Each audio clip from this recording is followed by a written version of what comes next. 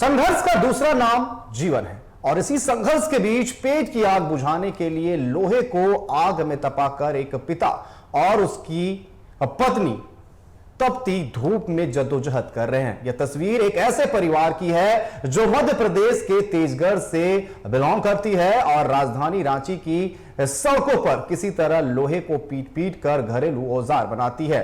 बूढ़े पिता के माथे पर चिंता की लकीरें इस बात को बयां कर रही है कि उनके मासूम बच्चों का भविष्य कैसे सुधरेगा। जिनसे बात की हमारे संवाददाता मोइजुद्दीन ने। खूब कहा है किसी ने कि जिंदगी हर कदम एक नई जंग है, यानी जिंदगी हर मोड़ पर हर कदम पर एक नई जंग है और इस जंग से हर कोई जद्दोजहद कर रहा है।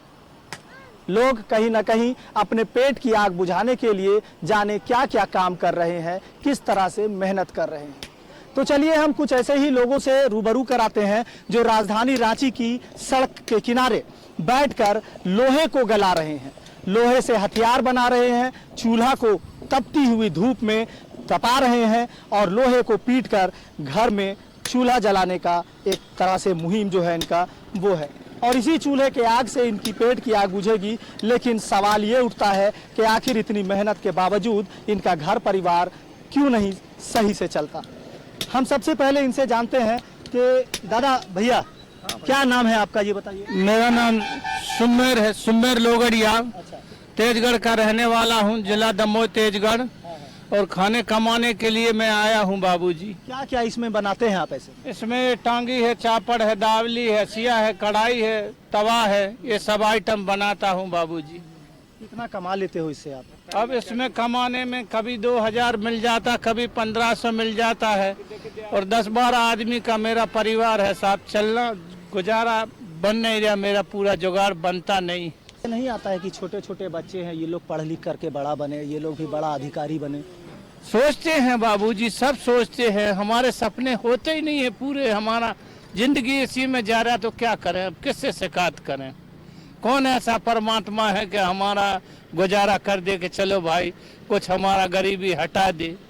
ऐसा कोई मिला ही नहीं है, क्या करें, खा रहे कमा रहे बाबूजी। क्या नाम है बेटा तुम्हारा? सागर। पढ़ाई करते हो? नहीं। तो क्या करते हो, काम क्या है साथ में पापा के साथ? एक काम करते हैं, पंखी अंकी चबाते हैं। पीछे कौन है, वो बैठी है, कौन है पीछे? दादी है हमारी। दादी है। आइए दादी से आपके बात करते हैं, इधर आइए आप। चलिए दादी जी से बात करते हैं।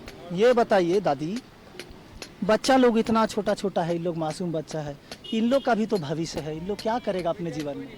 अब हमारा पैसों का व्यवस्था नहीं है, पढ़ाना बहुत सोचते हैं मगर पैसों का व्यवस्था नहीं बनता है, क्या कीजिए, इसलिए नहीं पढ़ा सकते हैं।